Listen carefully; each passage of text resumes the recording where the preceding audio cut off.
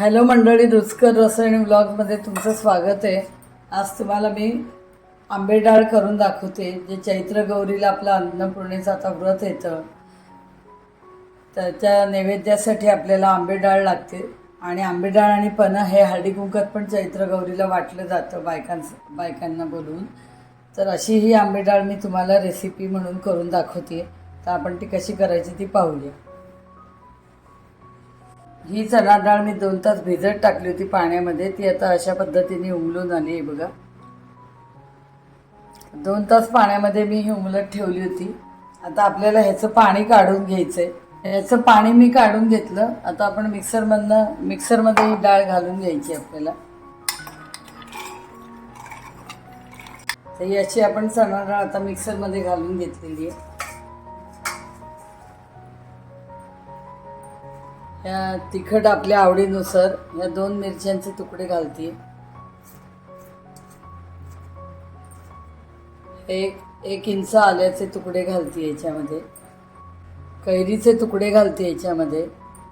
ज्याची मी साल काढलेली नाही, तुम्ही साल काढून पण घालू शकता। साधारण अर्ध्या कैरीचे मी तुकडे घातलेले। आता बाजारात कैरी यायला लागलेले, त्याच्यामुळे म्हटलं की आपण आंबे डाळ दाखवावी। आता हे आपल्याला मिक्सरमधनं वाटून घ्यायचं आहे। हे बघा, अशा पद्धतीने जाडसर थोडी वाटून घ्यायची, एकदम पेस्ट नाही बनवायचे। हे बघा, हातावर घेऊन दाखवते। आता आपण ही बाउलमध्ये काढून घेऊया।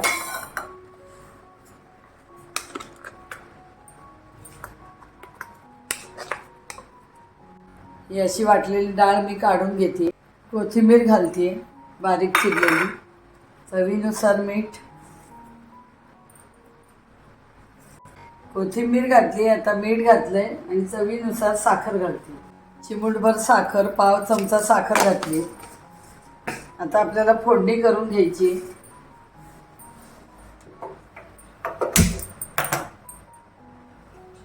तेल जरा जास्ती घ्यायचंय, 7-8 चमचे तेल घेतलंय। मोहरी 1 चमचा, मोहरी चांगली तडतडून द्यायची।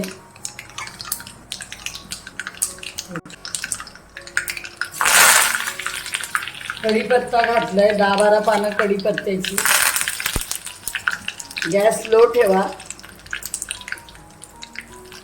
हिंग अर्धा चमचा, हिंग घातले। फोडणी एकदम खमंग करायची। आणि हळद 1 चमचा।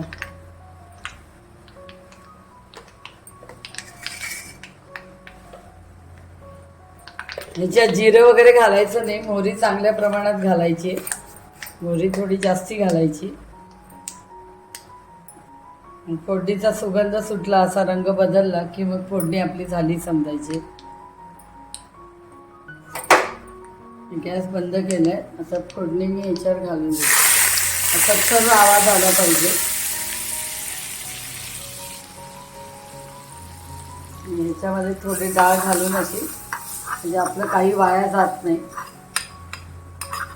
कढईत डाळ हलवून घ्यायची ती वाटलेली। आता अलगद हाताने ही आपल्याला हलवायची। तेल फोडणी आपली गरम आहे।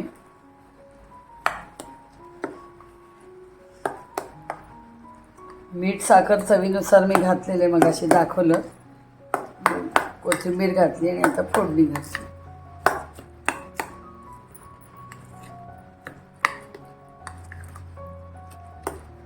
रंग बघा किती सुरेख आलाय।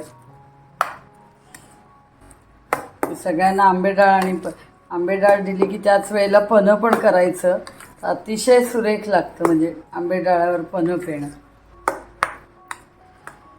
त्या हळदी कुंकाला पन्ह आणि आंबे डाळ वाटली जाते अन्नपूर्णेची। चैत्र गौरीचं जे आपलं हळदी कुंकू होतं। तर अशा प्रकारे मी तुम्हाला आंबे डाळ करून दाखवलेली आहे। आणि कोथिंबीर घालून आपण आता गार्निश करायचं। तर मी सर्विंग प्लेटमध्ये मी काढते आंबे डाळ आणि तुम्हाला दाखवते। अशा प्रकारे आंबे डाळ ही रेसिपी तुम्हाला दाखवलेली आहे। ही चैत्र गौरीच्या नैवेद्यामध्ये दाखवली जाते आणि हळदी कुंकाला पण बायकांना ही वाटली जाते। आणि घरातल्या सगळ्यांनाच आंबे डाळ आणि पन्ह दिलं तर पर्वणीच असते। तर तुम्ही ही आंबे डाळ मी दाखवल्याप्रमाणे करून बघा, अतिशय सुरेख झालेली आहे। आणि कशी झाली ती तुम्ही मला सांगा. माझ्या पद्धतीने करून बघा आणि त्याच्या कॉमेंट्स करा, शेअर करा, सबस्क्राईब करा आणि कशी झाली ती सांगा. आणि तुमच्याकडे अशाच पद्धतीने आंबे डाळ होते का तेही कॉमेंट्स करून मला सांगा. थँक्यू.